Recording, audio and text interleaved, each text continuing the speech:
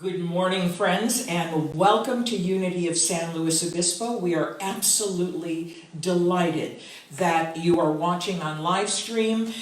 You can tune in to this broadcast as it's happening. You can feel free to tune into it at any time during the week. It's in our archives. Some of these broadcasts have gone on YouTube, and this one, I have a feeling, is going to generate a lot of interest because the subject matter is probably one of the most important topics we can ever discuss, and even more importantly, that we can ever undertake in our lives. The lesson is called Responding to Hate with Love. Those are the foundations of our teachings. Love is the greatest power in the world and has the power to transform anything. Let me show you a quote. Pierre Teilhard de Chardin was one of the greatest philosophers and theologians of the 20th century. He said, "Love alone is capable of uniting living beings in such a way as to complete and fulfill them, for it alone takes them and joins them by what is deepest within themselves, the power of love." Next. He also stated, "Someday, after mastering the winds, the waves, the tides, and gravity, we shall harness for God the energies of love. And then, for a second time in the history of the world, man will have discovered fire." And so today, my goal is to share with you my understanding and my passion for the power of love that we've just begun to understand. We know what love is. We're very loving people. We love one another. We have a love for people throughout the world. We give to people. We are very, very open and receptive to those around us. We are loving people. But for many of us, love is a response. It's an affection. It has to do with emotionality. It's something that connects us to people that we have so many things in common with. But today, after Brett and Matthew share their wonderful musical number, we're going to talk about love as a power. Not only a power like hate is a power, and that kind of power propels us forward and knocks over things and breaks things and destroys things. We think of that as a power. And it can be, and it has been, and it is, but not compared to the universal, unshakable power of love. Brett, Matthew?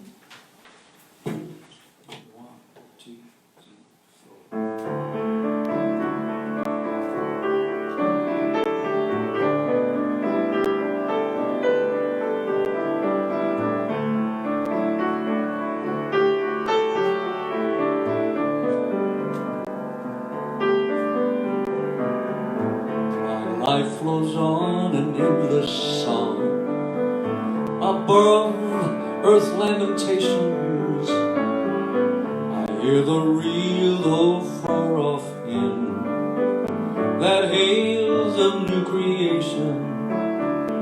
No storm can shake my inmost calm, while to that rock I'm clinging, since love is Lord of heaven and earth. How can I go on singing? Why can't I go on singing?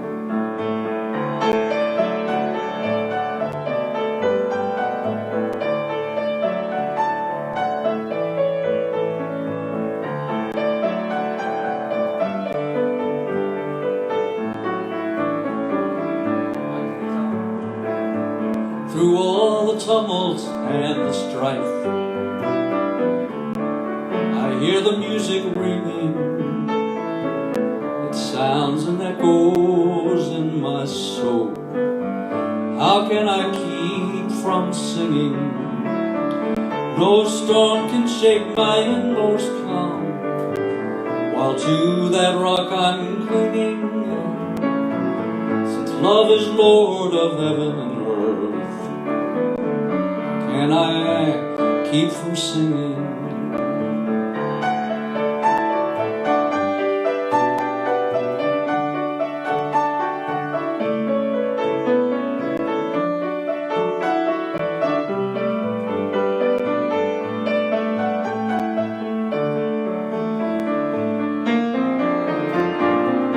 What though the tempest round me roar? I hear the truth, it liveth.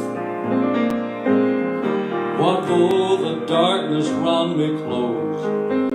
Songs in the night it giveth. No storm can shake my inmost calm, while to that rock I'm clinging. Since love is Lord of heaven and earth, how can I keep from singing? How can I keep from singing? How can I keep from singing?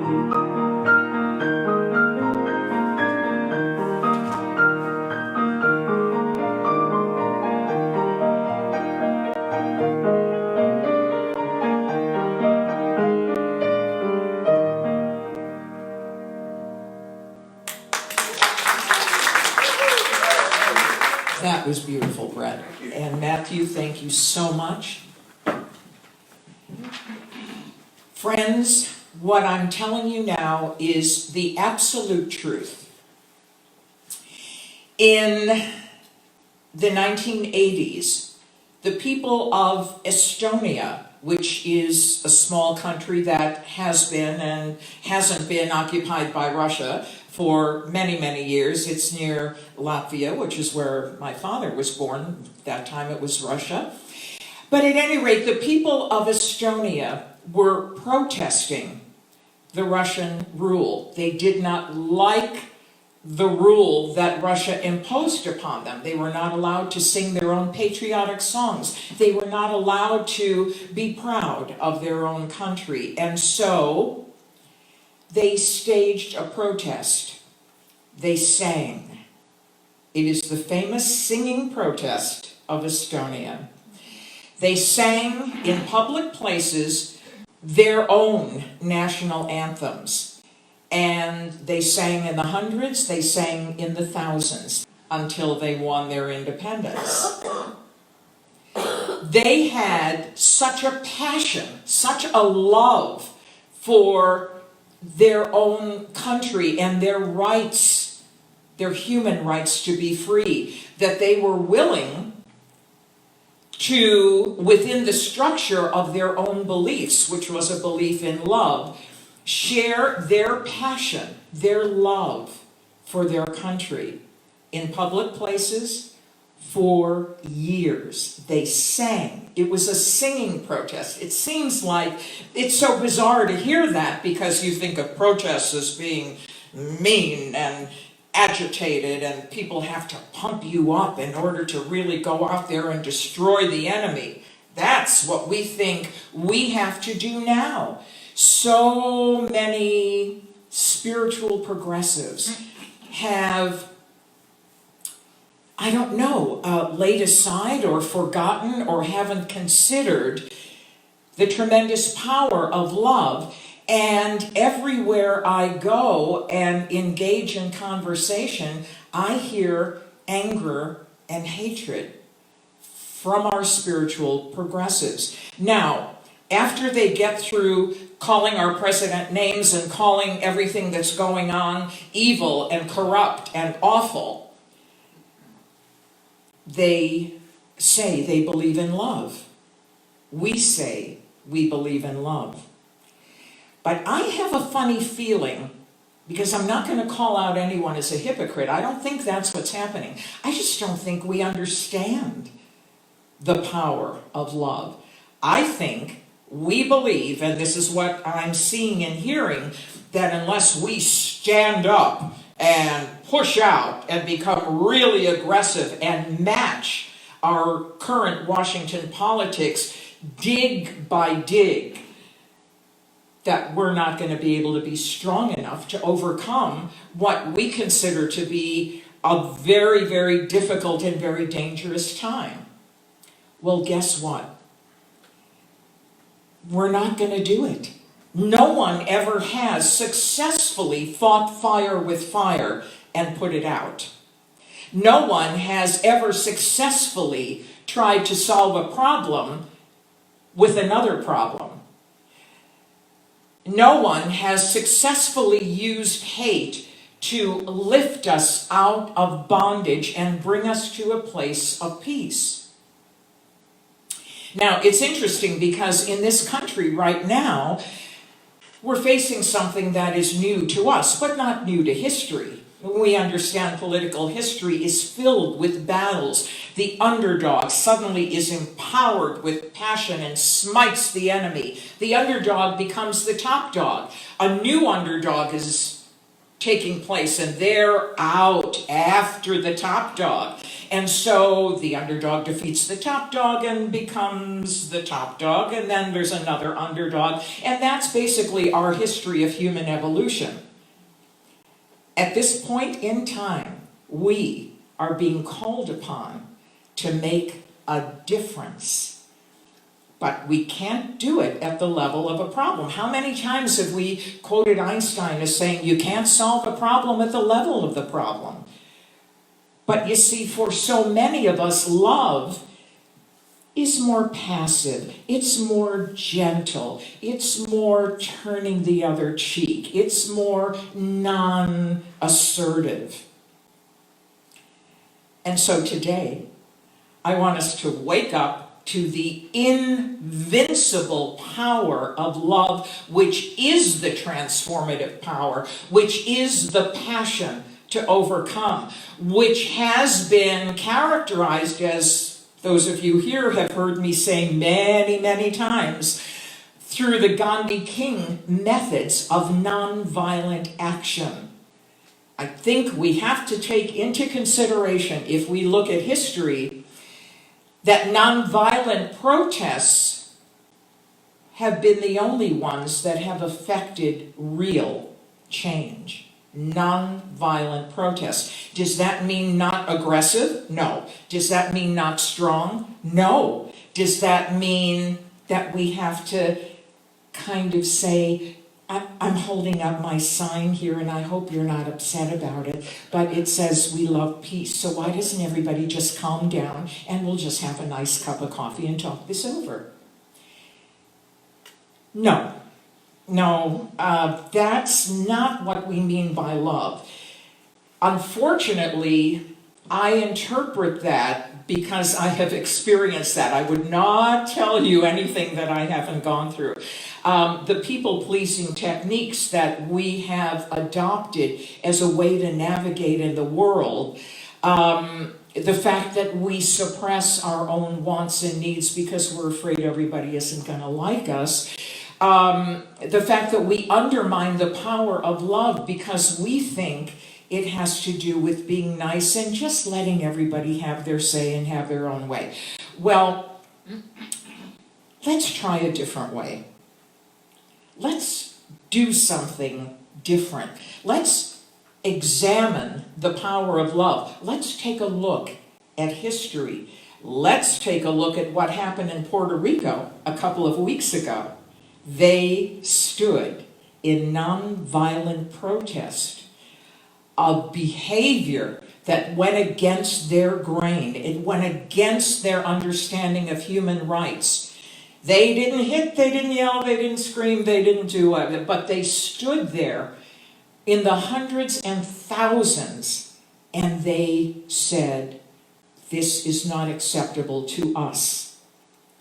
And as a result, they got a victory that they longed for, that they stood for. Their passion for their patriotism, their passion for human rights, their passion to get up off their affirmation and move forward in a love-directed way,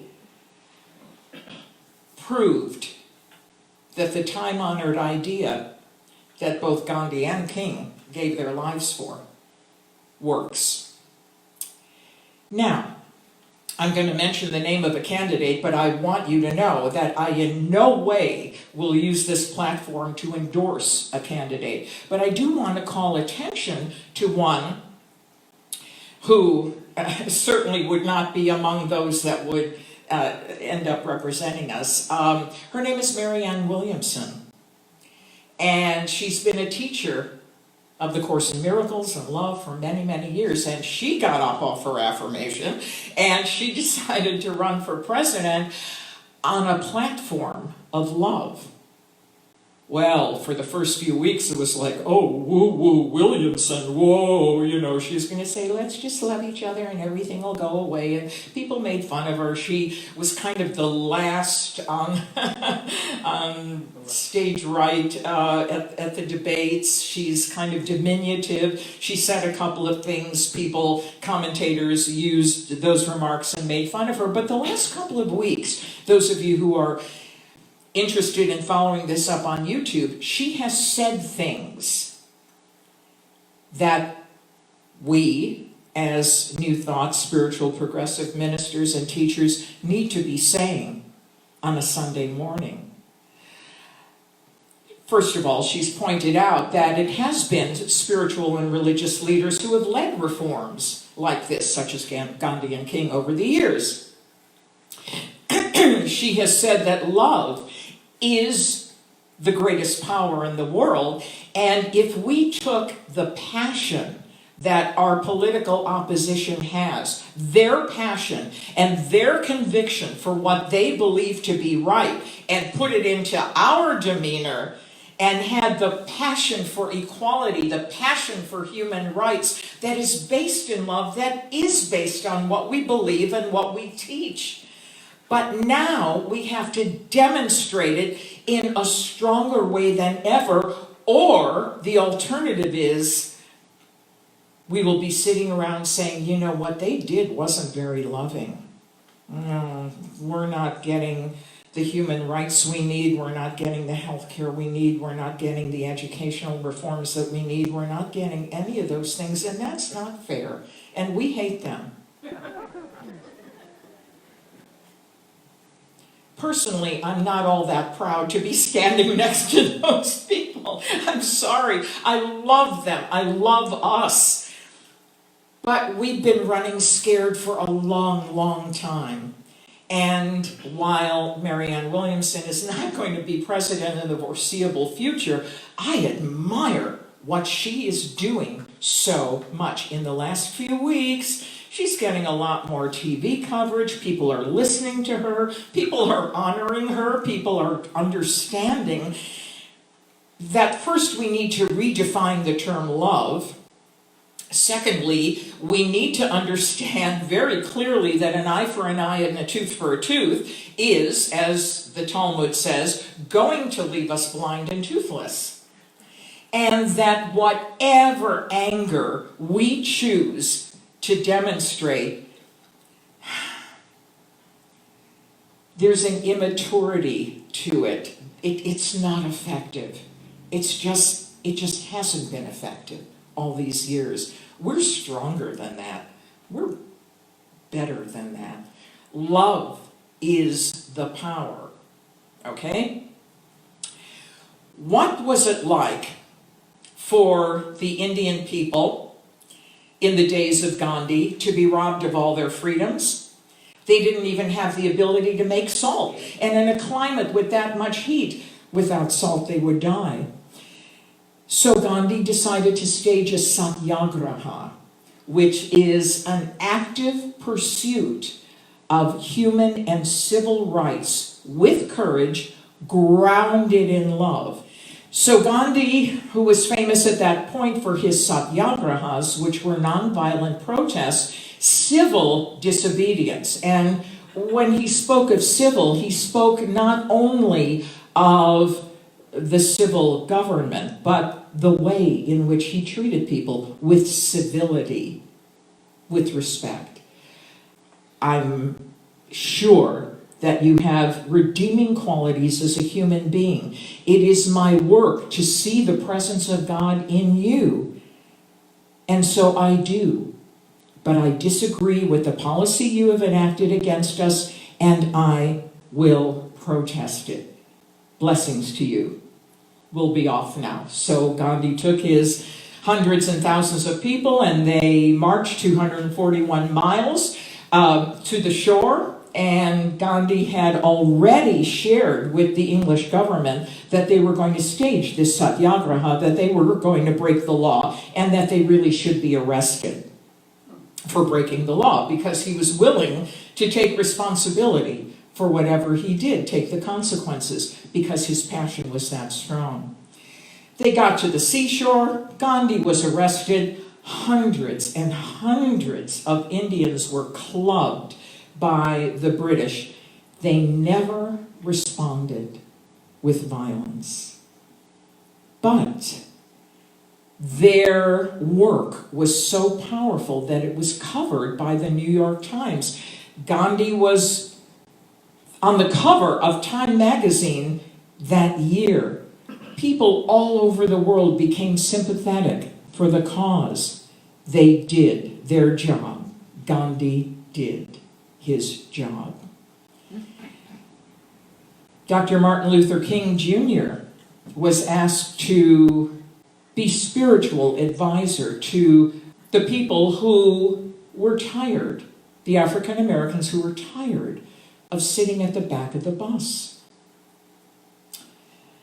Dr. King shared with them on Sunday mornings and throughout the week the power of love, the power of nonviolent resistance. It became a spiritual practice. It became something that they could hold onto at the core of their being. And the idea for ending this African Americans at the back of the bus thing was to stage a bus boycott. And what did that mean? That meant that even if those citizens had to walk 2 hours one way to work, they would. And then they'd walk back home, but they were not going to ride the bus. And there were so many of them that staged that protest that it could not be ignored. They did that every day for over a year. Can you imagine? They loved their freedom so much. They had a passion to unseat anyone who would take away those human rights. They loved enough to make that kind of sacrifice for over a year. That's the kind of love Marianne Williamson is talking about. That's the kind of role model that we can take a look at. You know, there are certainly, if you Google nonviolent protests, you can see that there have been a number of successful nonviolent protests. Do people get hurt while that's happening? Of course. But these people that I'm talking about used the power of love and trusted the Lord of their being to guide them in ways that might result in their pain and death. That was how strong their love was. The kind of love that you would have for your child who was in danger. The fact that you would do anything to get that child out of danger. The fact that your love for that child would be so strong that nothing would be too great to endure. That's the kind of love she's talking about. That's the kind of love I've been talking about. At this point in time, my specific concern is that there are not necessarily enough of our spiritual progressives willing to take a stand. I can't tell you how many of my colleagues, and again, to each his or her own, as it were, but I can't tell you how many of my colleagues believe that religion and politics shouldn't mix. That politics is something that's inspired by hate, that politics always has to be evil, that politics always has to be something that is degrading, and that for us to enter into that environment, we would be eaten alive. Why? Because we don't feel the power of love? Because we don't understand the power of love? It's there. More powerful than anyone or anything. It is the power that keeps the earth together. It's the power that unifies. It's the power that helps us understand that we're all part of a vast human family. It's a power that understands that if I say something against one person, I'm saying it against myself. It's a power that can free us from us and them, and from enemies, and from violence being the only tool to peace, although violence really cannot bring peace. It can only bring a certain type of victory for a short period of time.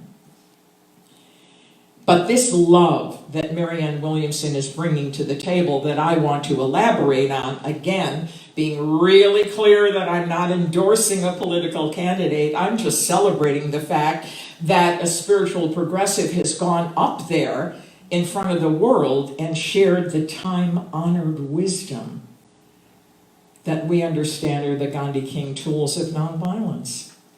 What is our next slide?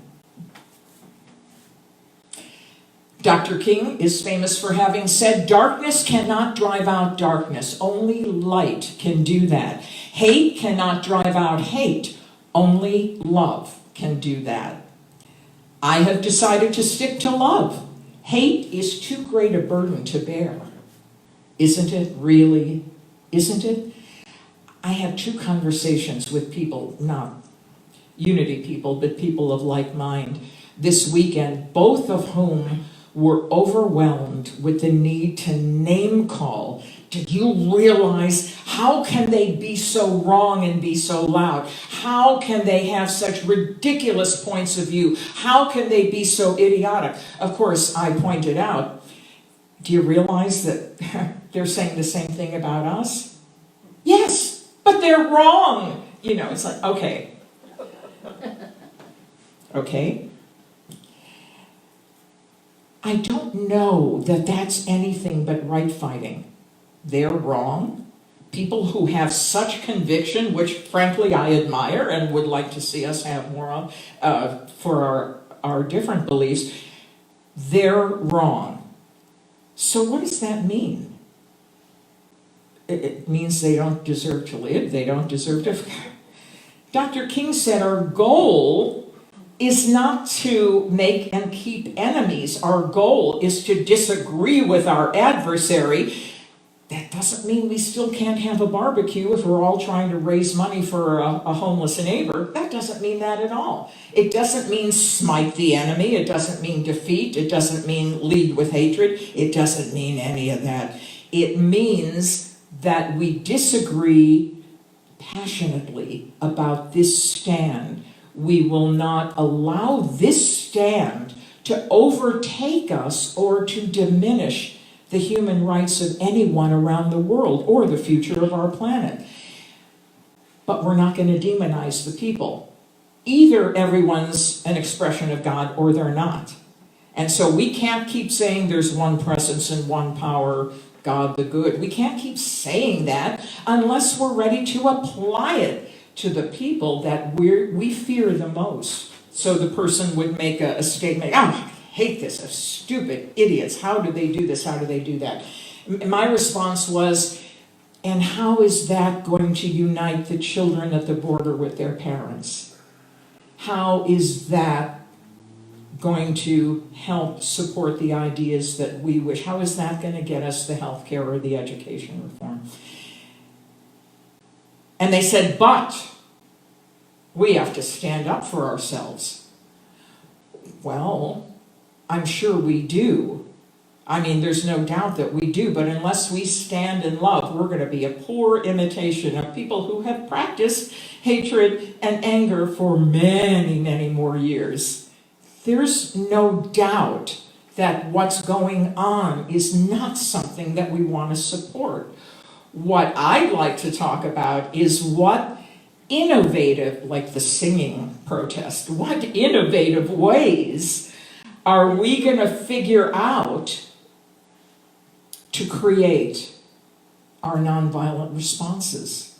Because that's what we're being called upon to do. And so, we have another quote.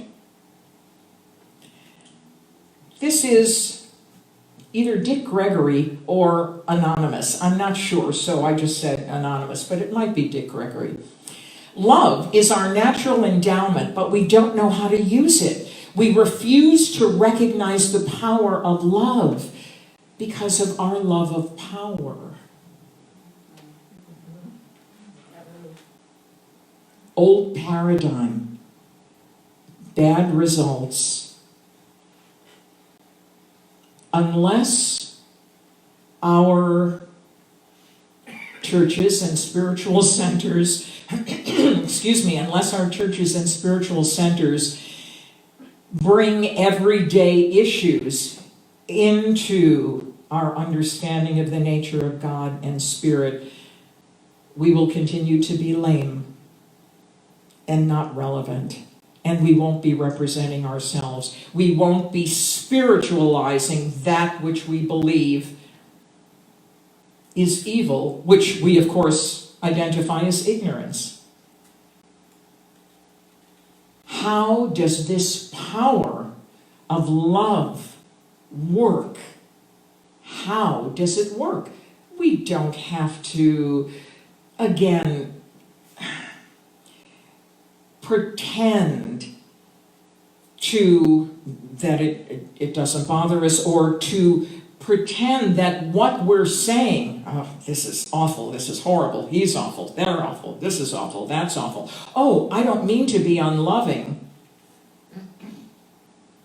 Well, I'm sure you don't, but that's why I'm kind of calling it to your attention. Nobody means to be unloving. We're all trying to survive. We're all trying to do the best we can. But for those of us who call ourselves spiritual progressives, maybe we need to progress from the place where we just are shaking in our boots from rage and fear to the place where we can sing our way to wholeness, love our way to wholeness, bring it into our conversations, bring it into our daily activities, proceed with caution, proceed with love. Our goal is not to demonize anybody else. Our goal is not to get rid of them from the face of the earth. Our goal is to find ways to coexist, but not to let our human rights be compromised. Before it's too late, an essay on spiritual activism in a politically charged world, Leona Evans with Matthew J. Evans. The question is it possible to transcend the pitfalls of partisan politics? Is there a way to successfully navigate through a bitter and chaotic political arena while still staying true to our humanitarian and spiritual ideals? Are we willing to gather our internal and external resources and focus on the protection and expansion of human rights through active civic engagement? Are we? I pray that we are, and I pray that we do it from a foundation of love. There is room for everyone on this planet. But the greatest space always needs to be the protection of human rights, the safety and security of our planet, and educating and loving our children to wholeness.